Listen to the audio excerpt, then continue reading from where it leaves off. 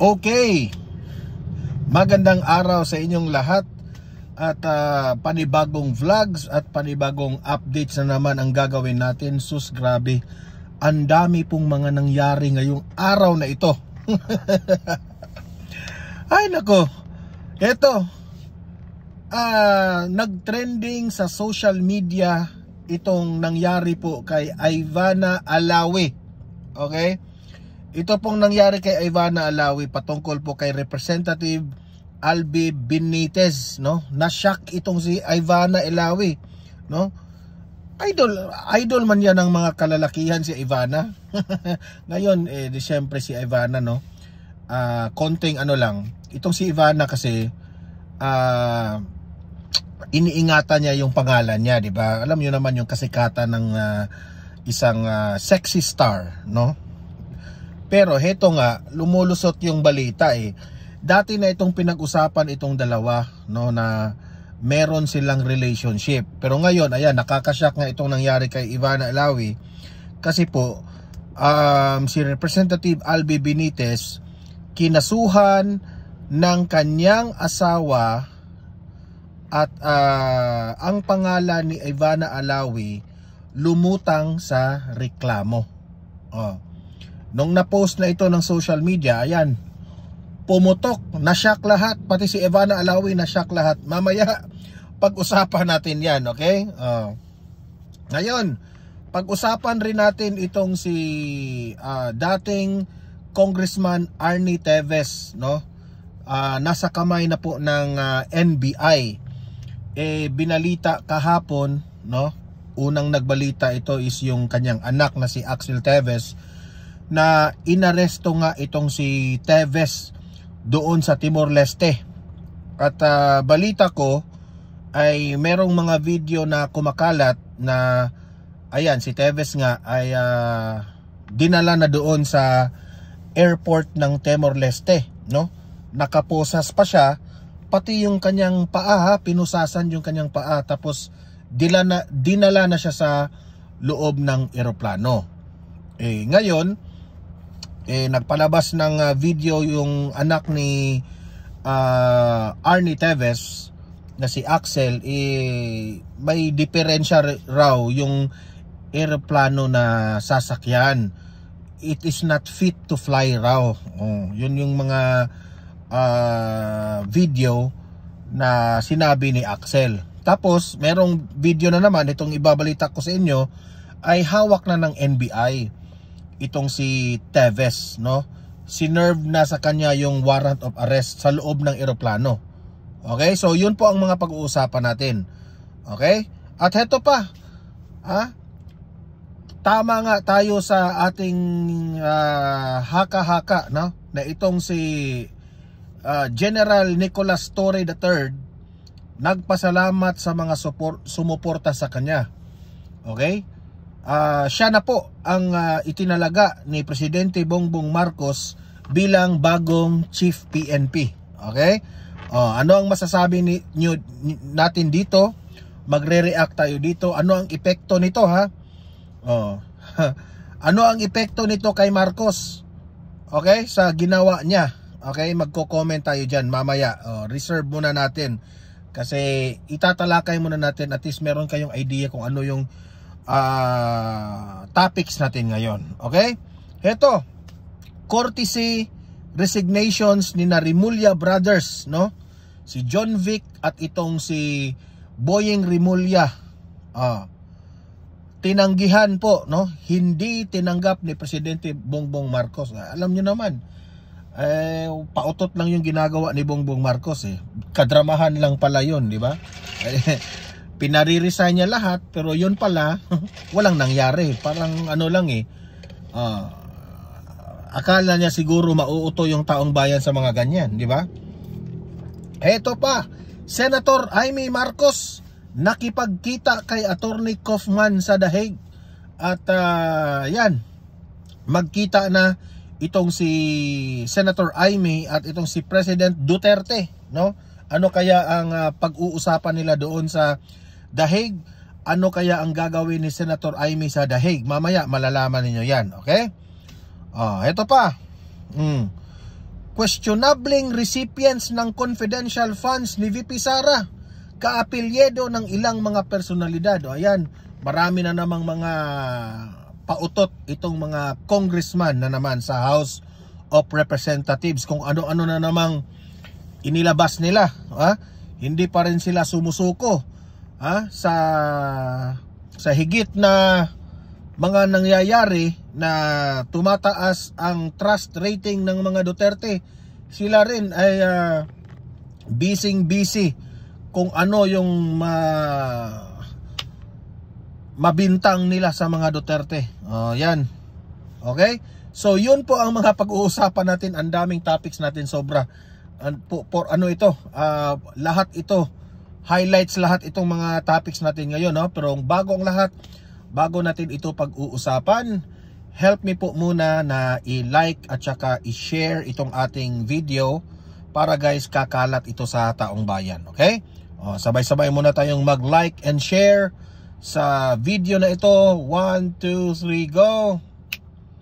Ayan, thank you very much. And sa mga bago pa lang dito sa aking channel, mag-subscribe na po kayo para lagi kayong updated sa ating mga balita. And at the same time, ang inyong mga cellphones, malalaman po ninyo kung meron tayong bagong uploads, meron tayong breaking news, o kung nagla-live mismo ang ating channel, no? Kaya mahalaga po na mag-subscribe tayo sa Donmar TV. Ready? 1, 2, 3, go!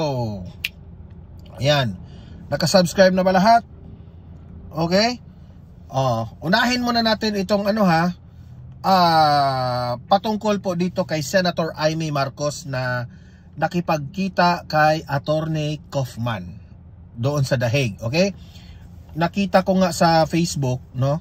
Kasama ni Senator Amy sa airport sina Vice President Inday Sara Duterte at ang nanay po ni VP Sara na si Elizabeth Zimmerman. Okay? So ito po yung balita, panoorin po natin. Ito, play. Muling nagpakita ng suporta si Senator Amy Marcos kay dating Pangulong Rodrigo Duterte. Si Senator Amy ay kasama ngayon ni Vice President Duterte sa The Hague, Netherlands. Sa kanyang social media post, ibinahagi ng mambabatas ang isang larawan kasama ang pangalawang Pangulo. May caption pa itong matitiis ang lamig hanggat kasama mo ang isang kaibigan, touchdown. Sinabi ni Senator Marcos na sana naman itong si Senator Amy Marcos ay hindi maging plastic sa mga Duterte.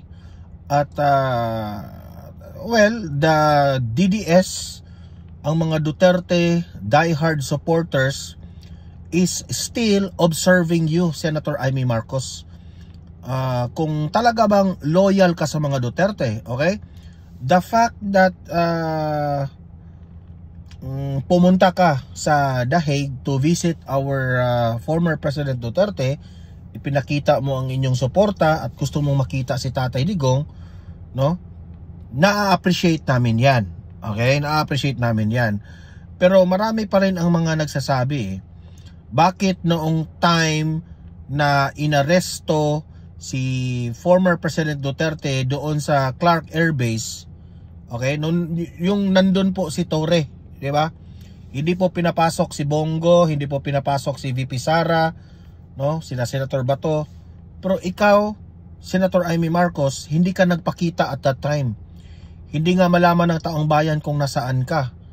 And malaki yung factor na yun kasi ikaw sister ka ng Pangulong Bongbong Marcos. So nagtataka lang yung taong bayan bakit hindi ka nagpakita doon at wala kang aksyon na kumbaga wala kang effort man lang na siguro may maitulong ka na tatawag ka kay Bongbong Marcos na wag mong ituloy ang pag-aaresto o ganoon ganyan, di ba? Kasi syempre malapit ka sa kapatid mo yung pangulo, di ba? O yun rin ang pagdududa ng taong bayan sa inyo. Okay, bakit noong time na pag-aresto wala kang ginawa? Hindi ka man lang nagpakita. Okay? Pero ngayon, pumunta ka ngayon sa The Hague. No, wala kang problema diyan. Okay yan, na-appreciate namin yung pagpupunta mo sa The Hague. Ngayon naman, I hope na babawi ka rito, ha. At ikaw, Senator Amy Marcos, we are rumirespeto po kami sa mga ginagawa mo.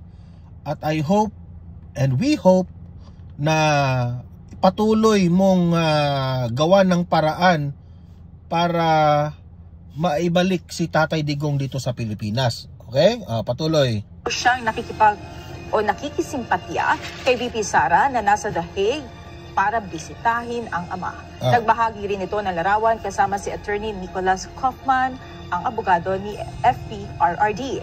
Anya, nasa The Hague siya hindi para magdrama, kung hindi upang umaksyon at maghanap ng solusyon kung paano maibabalik sa Pilipinas.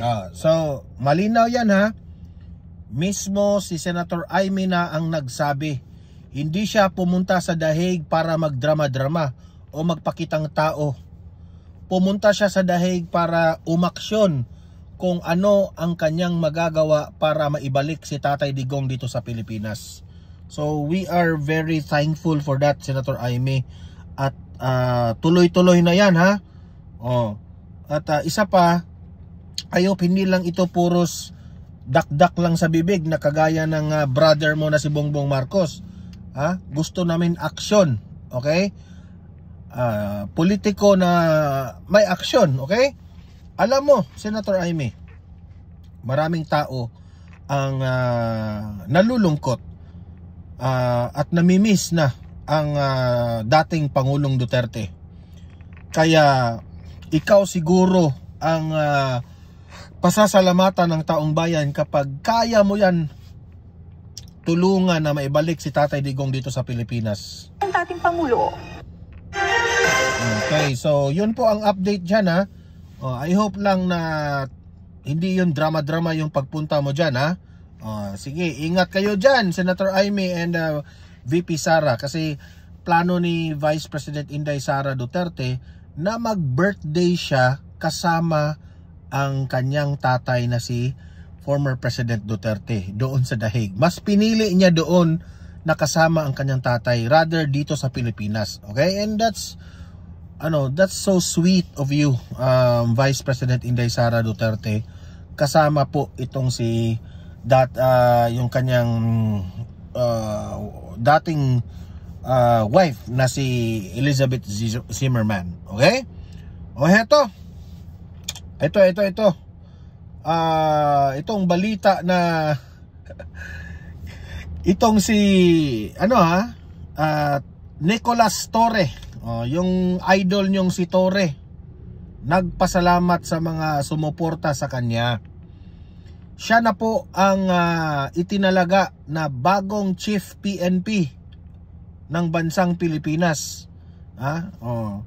Dati itinago-tago pa ni Bongbong Marcos, na obvious naman na si Torre yung itatalaga ng Chief PNP. Okay?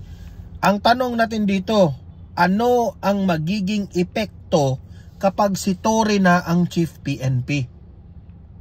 Ano ang magiging epekto sa trust rating ni Bongbong Marcos kapag si Torre na po ang Chief PNP? Okay, panoorin muna natin itong balita na ito. Play. Marami po kailang ayusin na reform. Marami po kong structure na dapat ayusin sa organization natin. But I guess already binigyan na natin ng at least ang daan na ito yung dapat gawin natin.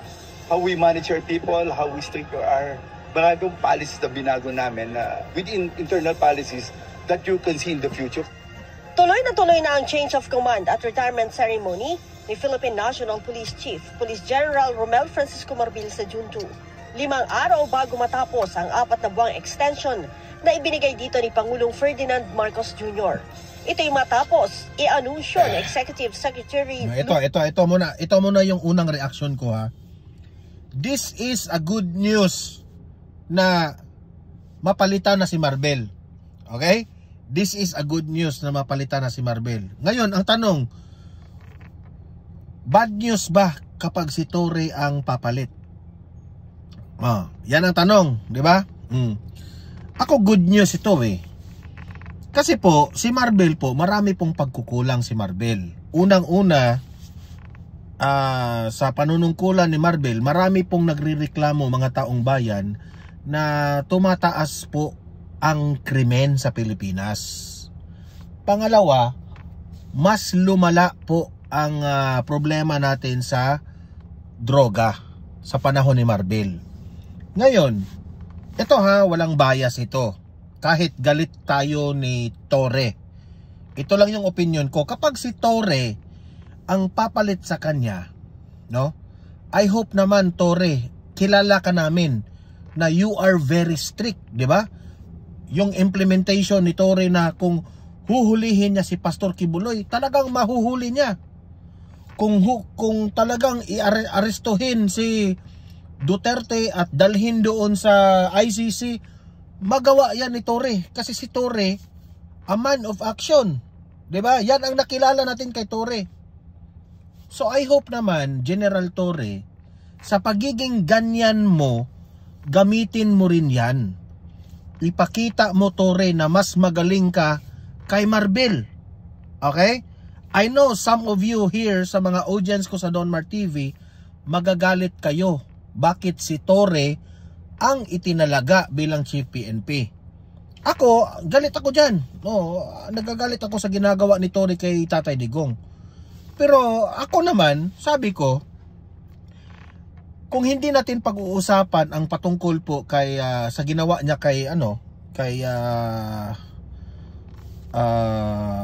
dating Pangulong Duterte, sana naman, no? Kasi ikaw na ang Chief PNP, sa pagiging strict mo pinakita mo sa sambayan ng Pilipino ay ikaw ay strict at talagang man of action. Kung kayang gagawin mo talaga. Now, ang taong bayan po, General Torre, ikaw Chief PNP Torre, okay, Chief PNP ka na naman, Chief PNP ka na, di ba? Hinahamon ka namin na umaksyon ka sa tumataas na krimen. Tugunan mo yung mga bumabalik na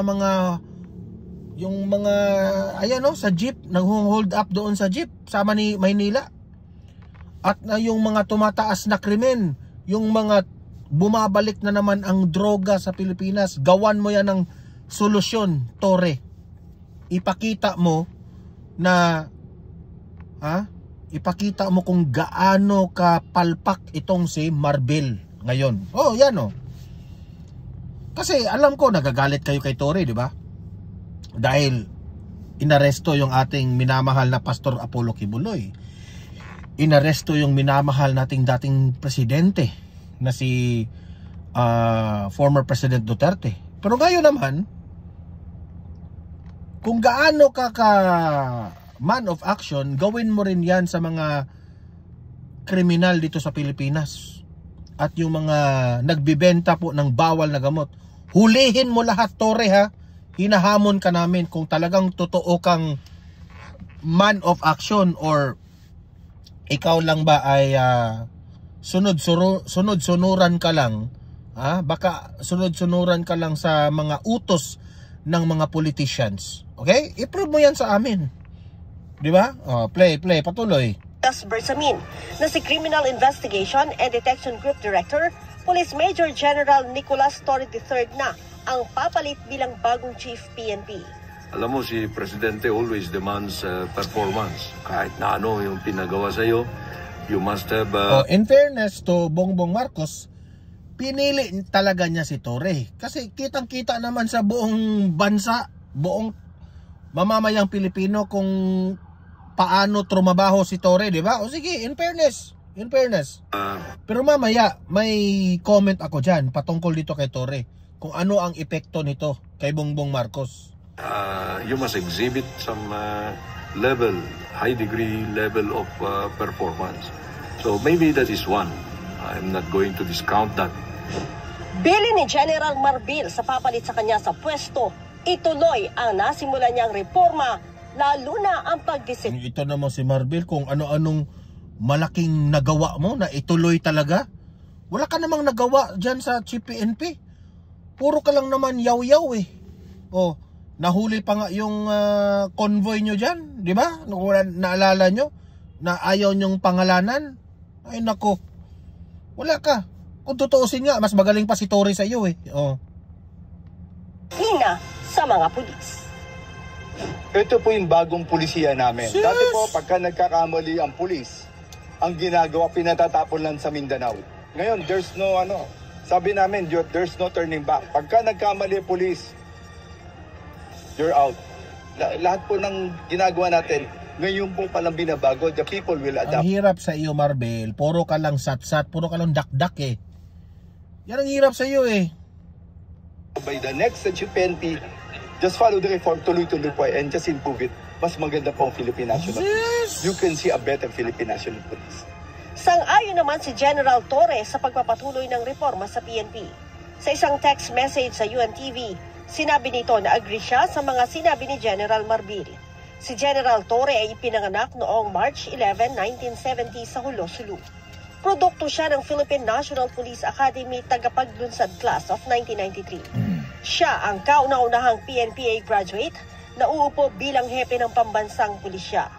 Naging Provincial Director ng Samar Provincial Police Office at naging Director ng Quezon City Police District. Nanungkulan din siya bilang Director ng PNP Communication and Electronic Service at Deputy Director for Operations ng NCRPO.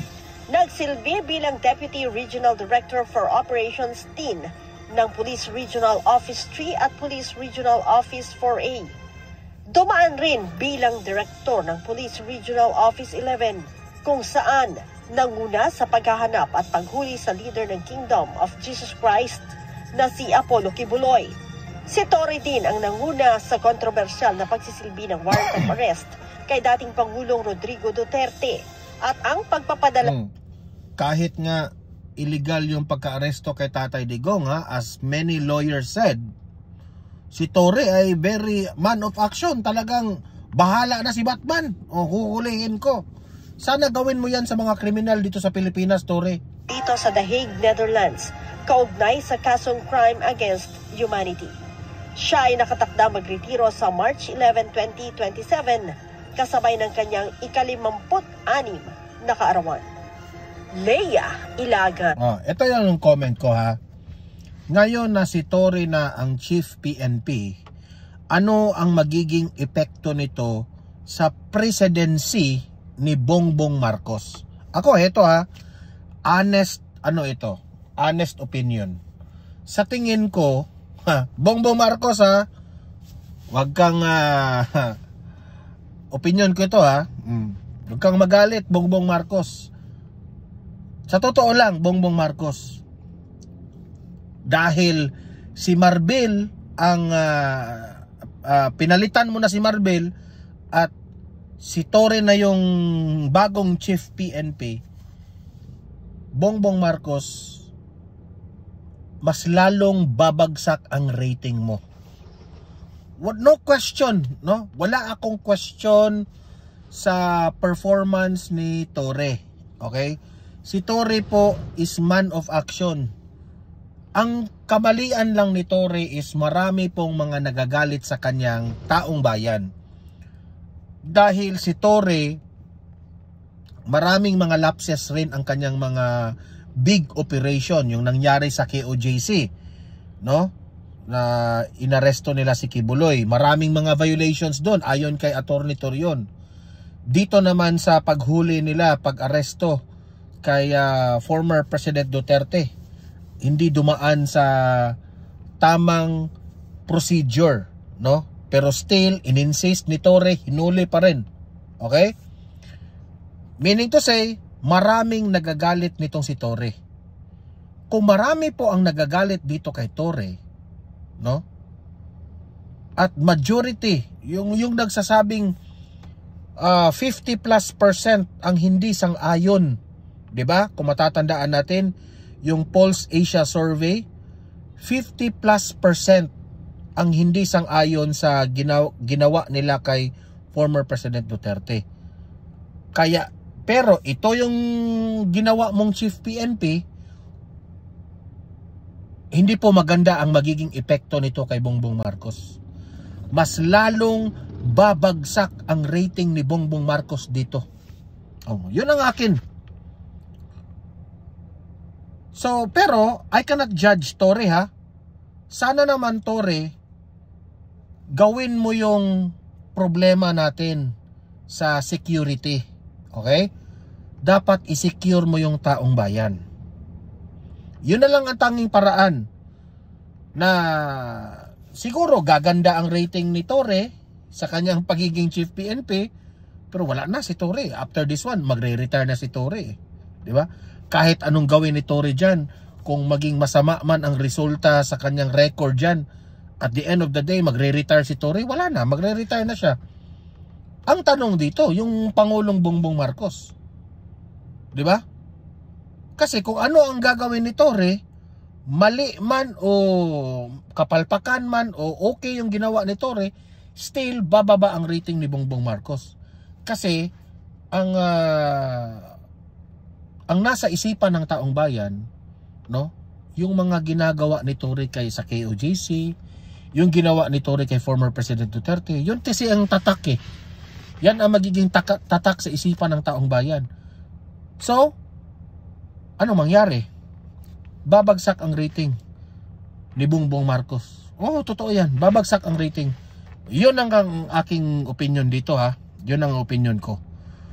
Pero hindi muna ako manghuhusga sa performance ni Torre. Kasi hindi pa naman siya nakapagtrabaho. Let us, at least we will give Torre 6 months to perform there as Chief PNP bago tayo maghusga sa kanyang performance. Okay? O, yun po ang aking opinion dyan. Okay, ngayon, punta tayo dito sa nagtitrending na balita patungkol dito kay Teves, no? Dating Congressman Teves, nasa kustudiya na ng Philippine government, no? Nakita doon sa picture na hawak na siya ng mga taga-NBI sa loob ng eroplano. Okay? Ang tanong, ano kaya ang mangyayari kay Teves dito? Okay? O, yun lang ang ating ano.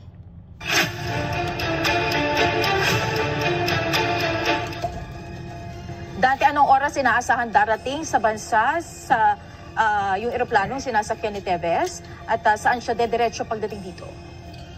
Actually, no, nung nabalitaan natin, I think late na itong balita kaunti, pero sa Davao siya na ano na doon siya sa Davao na naglanding yung kanyang eroplanong sinakyan, okay? Kaya nga maraming nakaabang doon Magandang gabi, Monica. Batay sa naging pahayag ni Department of Justice o DOJ Undersecretary o Assistant Secretary Miko Clavano, maaring hating gabi na, Monica, darating yung eroplano, partikular dito sa Maynila, kung saan lulan nga si dating Negros Oriental Congressman Arnie Teves Jr. Pero mayroon din tayo nakuhang impormasyon, no, Monica, na maaring dadaan pa daw ng Davao City itong eroplano para sa refuel. At inaasahan natin, batay doon sa sinabi ni DOJ Secretary Crispin Rimulya kanina, maaring una siyang kukunin siya at tutuloy siya dyan sa National Bureau of Investigation. Opisyal nang nailipat sa Pilipinas mula sa Timor-Leste ang kustudiya kay dating Negros Oriental 3rd District Representative Arnolfo Arnie Teves Jr. ngayong araw. Sinundo ito ng mga tauhan ng National Bureau of Investigation o NBI at Bureau of Immigration sa Timor-Leste. Bukod sa nakaposas, naka-chain din si Teves. Agad itong isinakay sa eroplano ng Philippine Air Force at pasado alas 2 ngayong hapon ay lumipad na pabalik ng bansa.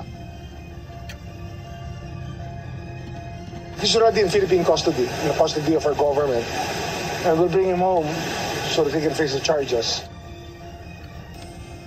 Ayon kay Rimulya, ito ay matagal na nilang hinihintay at haharap na rin ito sa korte para sa arraignment, partikular sa mga kasong murder, frustrated murder at attempted murder na nakasampa sa korte sa Maynila kaugnay ng Pamplona Massacre na ikinamatay ni Governor Ruel Digamo at mga krimen na nangyari mula 2019. Harapin niya lahat ng mga paratang sa kanya na nauukol sa pagpatay kay Governor Ruel Digamo at sa 12 pang tao na pinatay noong Marso 2023. Naghintay kami ng 2 taon para mangyari ito. Dagdag pa ni Remulla, pagdating dito ay dadaan si Teves sa booking, kukunan ng biometrics at isa sa ilalim din sa medical check.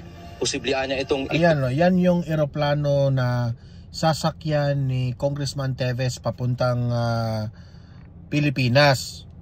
Pero nung nakita ko kanina, yung anak po ni Congressman Teves na si Axel ay nagrereklamo dito kasi daw di umano may problema po yung eroplanong sasakyan. It is not fit to fly raw di umano. So iwan ko lang dyan kung ano talagang anong nangyari doon, kung talaga bang chinek yung eroplano, if fit to fly ba o may illegal ba doon. Hindi ko lang ba confirm yon, no? As per nung nakikinig ako kanina kay Axel, yun ang kanyang reklamo doon.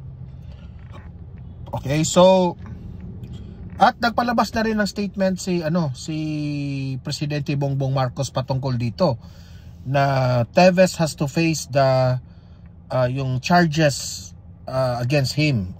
Yun lang naman ang nasabi ni Bongbong Marcos eh. Kung Bongbong Marcos, parang manahimik ka na lang. So in fairness naman, hayaan natin na kasi hawak na nila si Teves, hayaan na lang natin yung mga judges nito na ma-investigate yung evidence, yung defense naman, 'di ba?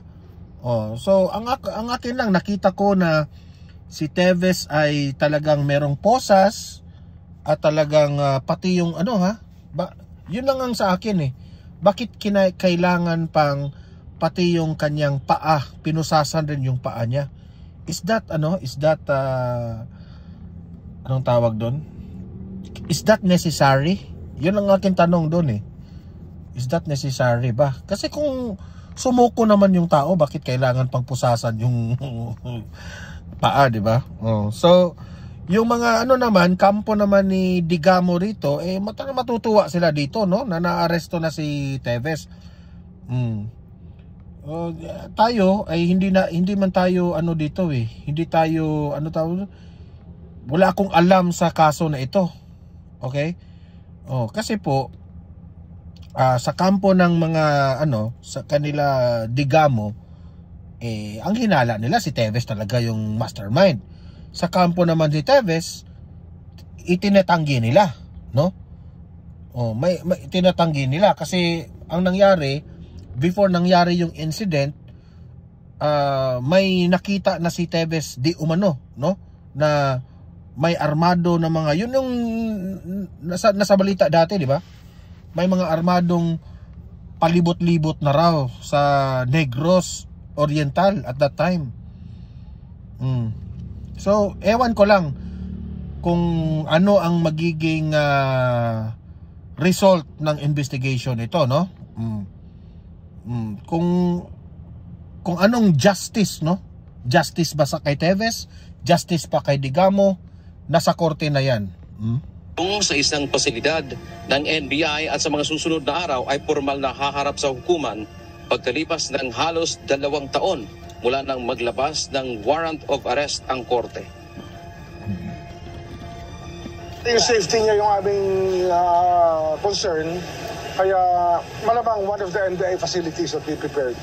Marami na tayong hinanda na detention facility.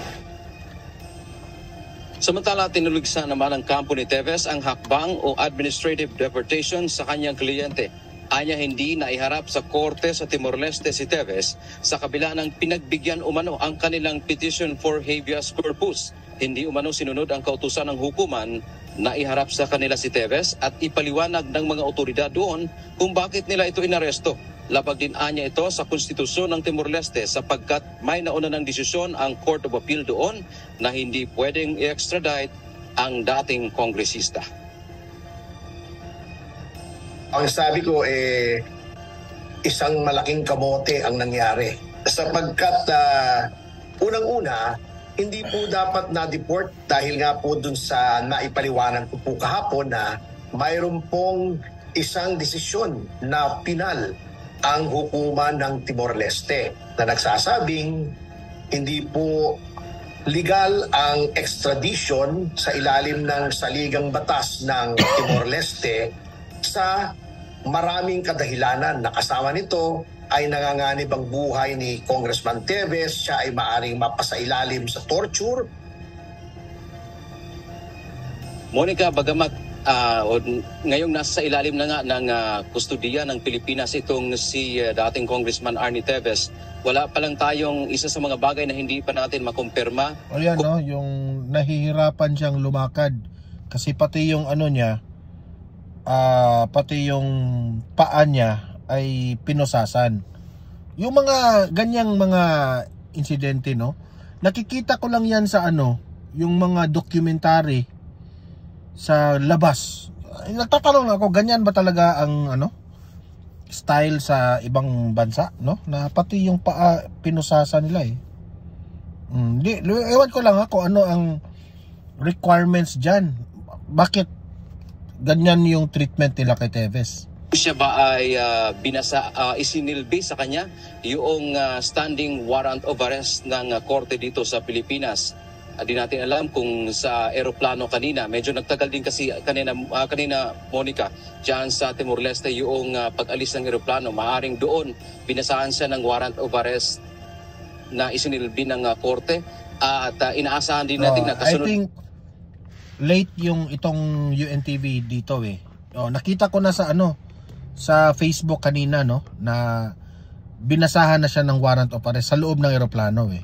Ay isosoli yung warrant sa korte. Ayon, maaring ito ay physical document lamang ang ibabalik sa hukuman bago sa inaasahan na formal na haharap sa trial sa mga susunod na araw. At ayon pa nga kay Justice Secretary Crispin Remulla, ang prioridad nila sa ngayon ay ang kaligtasan ni dating Congressman Teves at tiniyak ng DOJ na yung proseso naman ay masusunod lahat at bibigyan ng due process ang dating mambabatas. Yan ang ating update mula dito sa Maynila. Balik sa Monica. Okay, so yun po ang update patungkol kay Teves ha. Update lang tayo kung anong magiging mangyari kay Teves, okay? So far, nasa kustudiya na po ng mga NBI itong si Congressman Teves at anytime ngayon na ay nandito na siya sa Pilipinas. Dadaan siya sa Davao tapos pupunta yan ng Maynila. Hindi ko lang alam ha kung saan ba ito lilitisin itong kaso na ito, sa Negros Oriental ba o sa Maynila. Hindi ko lang alam ha. Let's wait for the official update dito. Okay? Ito. Pag-usapan din natin itong ilan sa mga House of Representatives, no, na question itong confidential funds ni VP Sara, kaapilyedo ng ilang mga personalidad raw. Anong mga bagong pautot ito? Pakinggan natin sila. Public funds ang pinag-uusapan. Kung wala silang mapakitang ebidensya na tunay ang mga taong to, mas magiging matibay ang ebidensya laban sa impeachment. 3 araw na lang ang nalalabi, ipepresenta na sa Senado ng House Prosecution Panel ang 7 articles of impeachment laban kay Vice President Sara Duterte. Ngunit bago ito, nadagdagan pa ang inihayag ni House Deputy Majority Leader La Union First. Nadagdagan raw yung ebidensya. Siyempre, alam na natin, pwede nga sa susunod na araw, dadagdagan nyo pa na. Sige, araw-arawin nyo na lang, dagdagan nyo araw-araw. Representative Paulo Ortega na umani bogus o questionabling recipients ng confidential funds ng pangalawang Pangulo. May mga apelyido ang mga itong katulad ng mga kilalang personalidad gaya ng Beth Revilla, Janice Marie Revilla, Diane Maple Lapid, John Lapid, Clarice Ontiveros, Christine Applegate Estrada at Dennis Tanya Escudero. Bukod dito, may ilan pang recipient na ang apelyido ay kapangalan ng isang cafe rest. Pangalan ng Revilla, Escudero, ano pa yun? Ontiveros. Ay, sino bang gumawa nitong ebidensya na ito?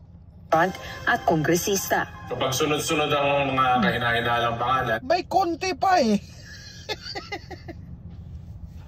Ay, ano ba yan? Mga kalaban ni VP Sara yung mga binanggit eh. Wala chichirya hanggang Senado. Mukhang nagplano lang talaga na itago at kung saan napunta ang pera ng taong bayan. Bago ito, naging kontrobersyal ang pangalang Mary Grace Piatos na isa rin sa umano'y recipients ng confidential funds ni VP Duterte. Ang questionabling recipients nakapaloob sa article po ng impeachment complaint o ang aligasyong pagsira sa tiwala ng publiko at graft and corruption laban sa vice-presidente. Dahil ito sa umano'y maling paggamit at paglustay ng confidential funds ng Office of the Vice President at Department of... Kayo rin naman ang nagsabi na mali yung paggasta ni VP Sara. Diba? Kayo mga kalaban ni VP Sara. Kayo yung may may intriga diba?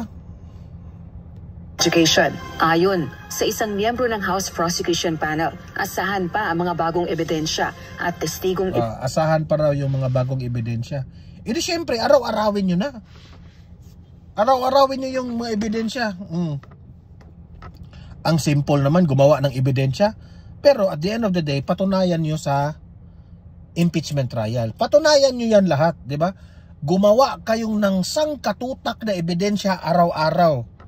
Tingnan natin kung maano ninyo yan. You can support that evidence. Presenta nila sa impeachment trial. Sa Hulyo, inaasahang mag-umpisa ang paglilitis sa vice-presidente. Alam ko na talagang they will do their best para mapa-impeach yan si VP Sara. Kasi takot sila na manalo ito sa 2028 election. Aming ipipresenta ang prosecution team sa impeachment trial. Dati nang tumanggi si VP Sara na ipaliwanag ang mga questionableng pangalan sa mga resibo na nakatanggap ng confidential funds at iginiit na hindi nito alam kung ano ang ginawa ng Kamara sa mga ebidensya laban sa kanya. Rosalie Coz, UNTV News. So, ayan na. May bago na naman sila. Sa susunod na araw siguro may bago na naman.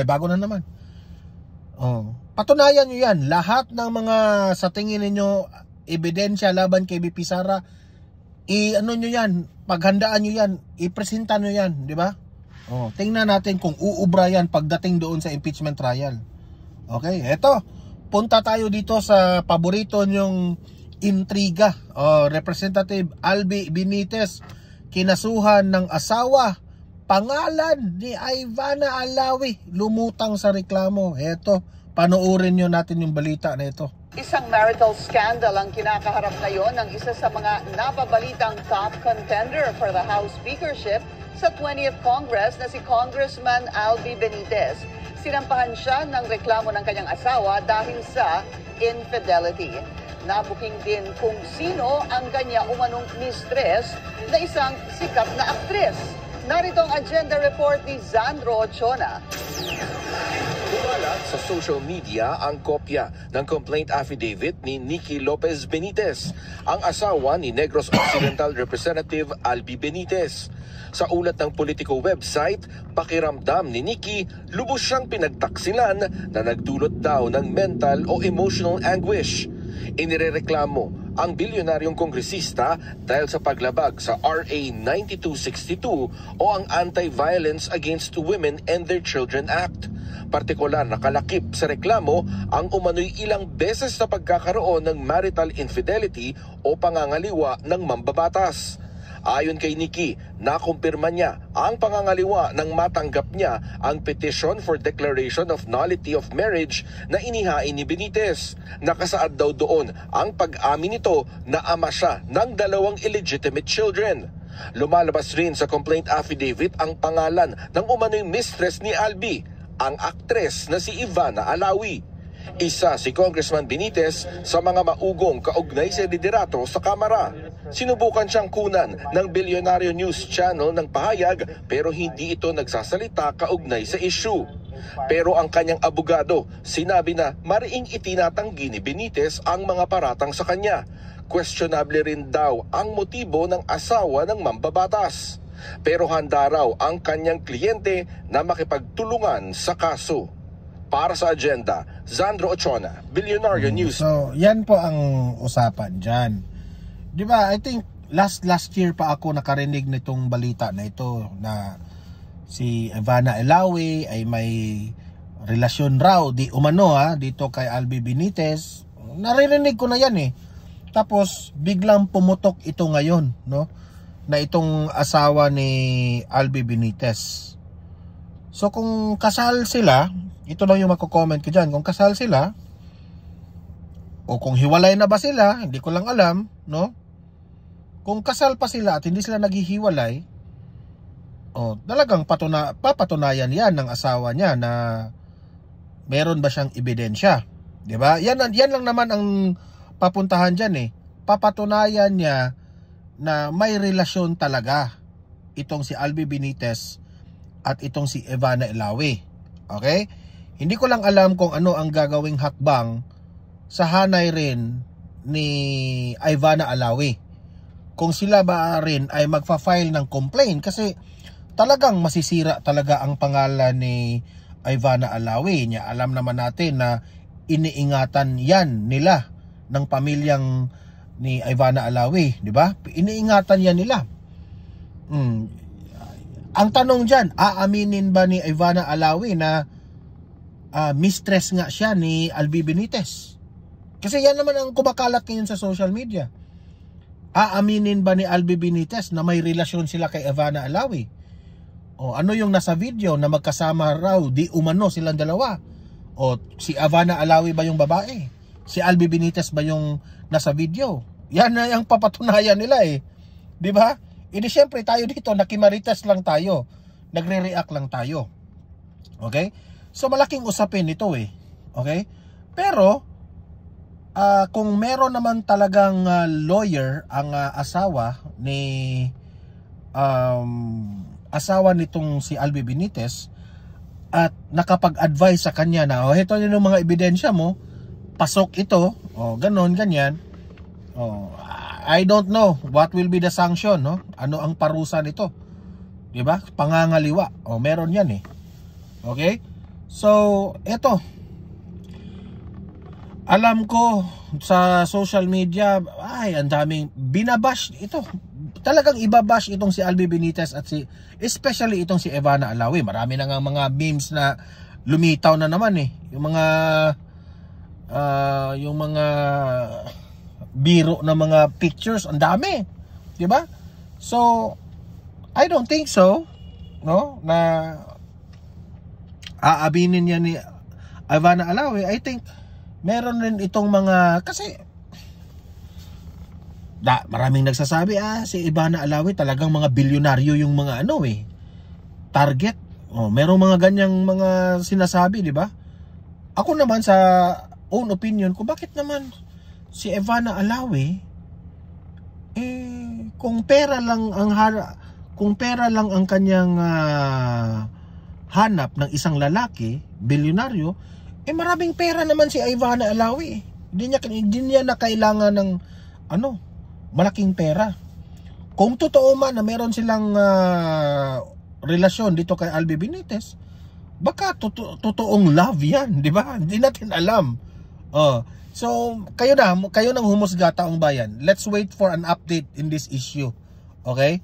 Sa ngayon, hanggang question lang tayo, hanging pa ito talaga. Okay? Heto, courtesy resignation ni Romualdez brothers, si Boying at itong si John Vic Remulla, hindi tinanggap ni Bongbong Marcos. Di syempre, drama-drama lang si Bongbong Marcos. Heto, kasi si General Torre po ay na-appoint na as PNP chief. How about yun pong courtesy resignation ng iba pang mga involved dun sa illegal arrest di umano ni dating Pangulong Rodrigo Duterte? Yung resignation po ni na DILG Secretary, DOJ Secretary Remullas, are we expecting na sa mga susunod na araw ay meron na rin pong yung resulta? I do not like your qualification of the arrest as illegal. No? That is an opinionated statement made by somebody. I will not name who she is.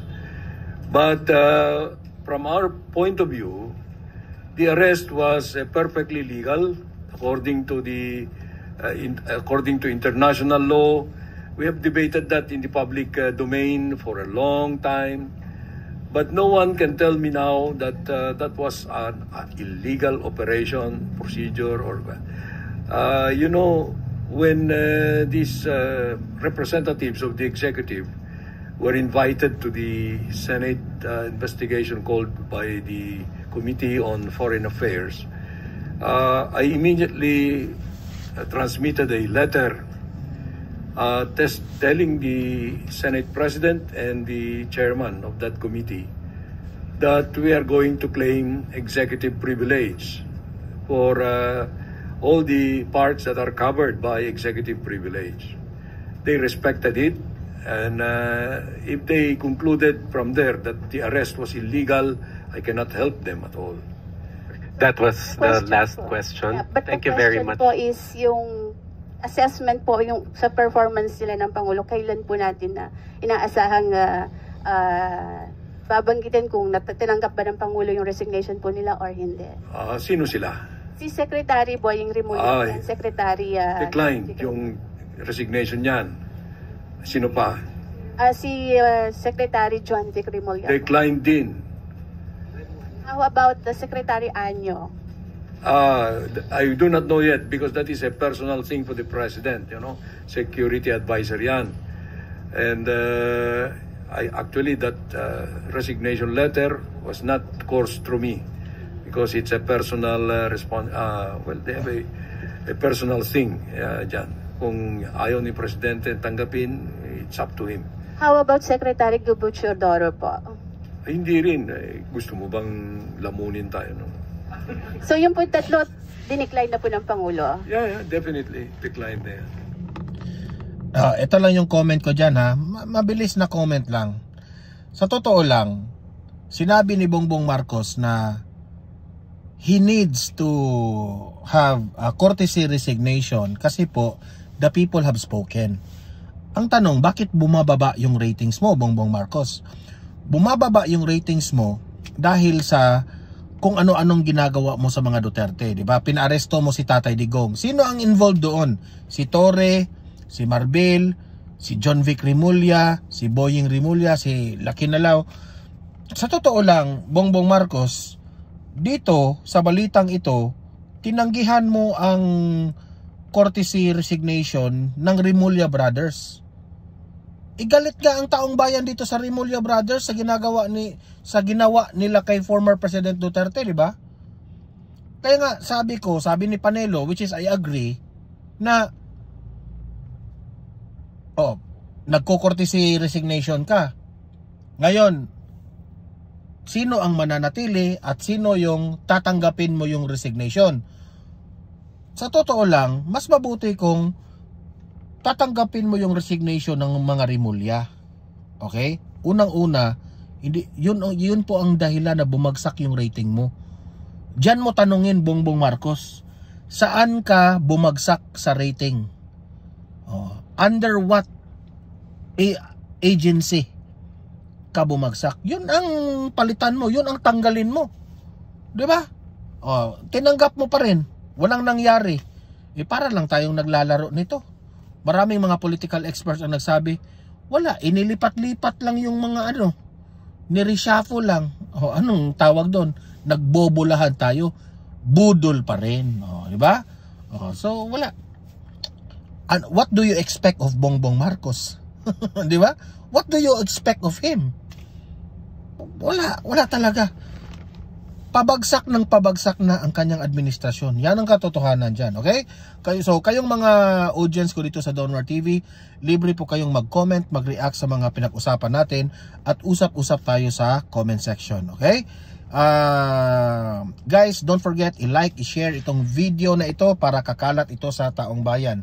Sa mga bago pa lang dito sa aking channel, mag-subscribe na po kayo, okay? Para lagi kayong updated. Meron tayong pangalawang channel, Donmar TV, Balitang Totoo, okay? Subscribe rin kayo doon kasi marami tayong mga videos doon na ina-upload, updates na hindi nyo makikita dito sa main channel natin, okay? Sa mga audience ko dito sa Donmar TV, thank you very much. See you in my next video, see you in my next live. Have a great day, have a great night, and God bless po sa ating lahat. Mabuhay po ang Pilipinas, and God bless, and see you in the next tomorrow and lahat-lahat. Bye. Bye.